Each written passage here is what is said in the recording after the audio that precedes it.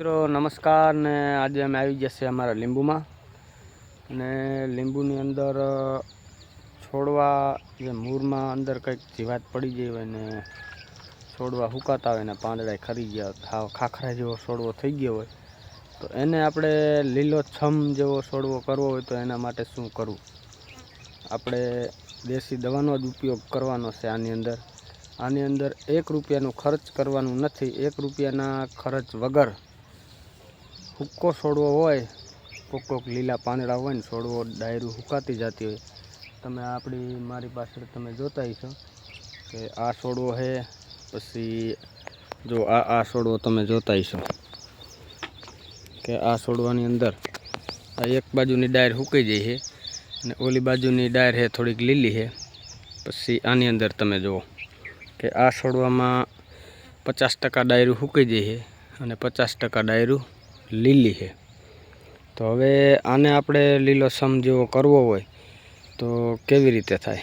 હવે આ છોડવો હુકાતો જતો હોય તો આને કાઢીને તમે બીજો વાવો તો આ છોડવો લગભગ 5 વર્ષનો થયો છે, 5-6 વર્ષનો છોડવો હશે.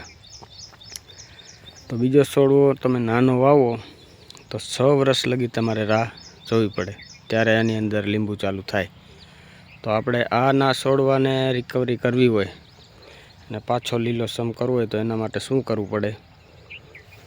તો એના માટે છાશ, દેશી ગાયની છાશ, આ જો તમે આમાં છે છાશ.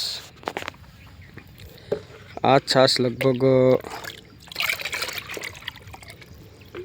200 લીટર છાશ અમે ભેરી કરી. એમાં 100 લીટર છાશ છે ને એ 1 વર્ષ જૂની છે અને બીજી છાશ 6 મહિના જૂની. એવી રીતે બધી કરીને લગભગ 200 થી 250 લીટર છાશનું દ્રાવણ અમે બનાવીને તૈયાર રાખ્યું છે. તો આનો ઉપયોગ કેવી રીતે કરવો? તો કે આવી રીતે 1 લીટરનું આવું ડબલું હોય. જો તમે આ 1 લીટરનું છે આપણે ડબલું. તો 1 લીટરના ડબલાને આ છોડ છે આના થળિયાને ફરતે 2 લીટર જેટલું નાખી દેવાનું. આ નીચે ખડ થોડુંક વધારે છે એટલે તમને એવું દેખાતું હશે, પણ 2 લીટર જેટલું આના નીચે આવી રીતે નાખી દેવાનું. જો આખું ડબલું ભર્યું આપણે કમ્પ્લેટ. એટલે આવી રીતે છેટા ઊભા રહી અને આવી રીતે ફરતું 2 લીટર જેવું ઘા કરી દેવાનું.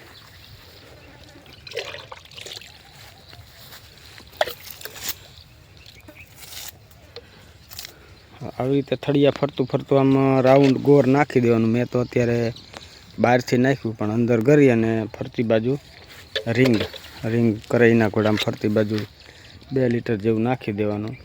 એટલે આ છોડવો તમને 3 થી 4 મહિનાની અંદર જ આની અંદર જે આ ડાયરું આમ લીલી હોય જાડી ડાયરું, પણ આમ પાતળી ડાયરું છે આવી રીતે સુકાઈ જાય તો એ છોડવો એકદમ લીલોછમ 3 થી 4 મહિનાની અંદર તમને એની અંદર કુણપ જોવા મળશે. એટલે એવી રીતે અમે તો તમે આવી રીતે છાશ 1 છોડવા નીચે 2 લીટર ત્યારે નાખવાનું કામ ચાલુ છે.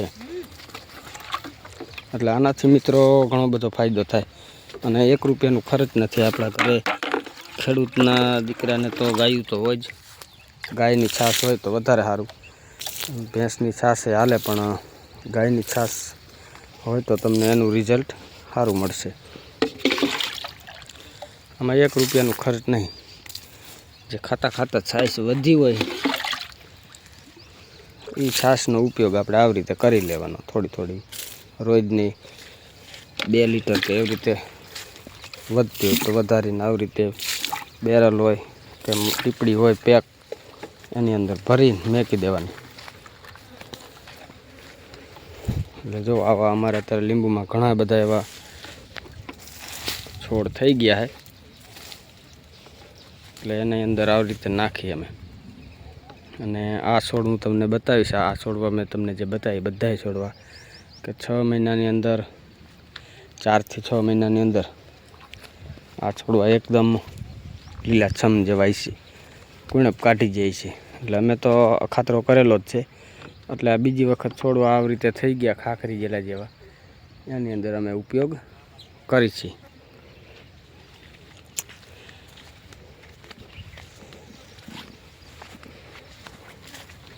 તો આ છોડ લીલો છે તો આવી રીતનો છોડ હોવો જોઈએ. અમારે આટલામાં થોડાક છોડવા વધારે એવા બગડી ગયા છે, તો એક અહીંયા દેખાય છે. એટલે આને પણ અમારે પાછો લીલોસમ કરવાનો છે. એટલે આજ અમે આખું 200 થી 250 લીટર છાશ છે એ એક ડોલ ભરી અને આવી રીતે બધા જે મોરા હલકા છોડવા દેખાતા હોય એની અંદર નાખી દેવાની છે. તો આ બધા છોડવા આટલામાં થોડુંક જમીન હજી ટાઈપની હે, રાવું પડી ગયું એટલે મોરા છોડવા. એટલે આને 2 લીટર કે 3 લીટર કે એવી રીતે છાશ નીચે નાખી દે તો આ છોડવા હતા એવા પાછા થઈ જશે.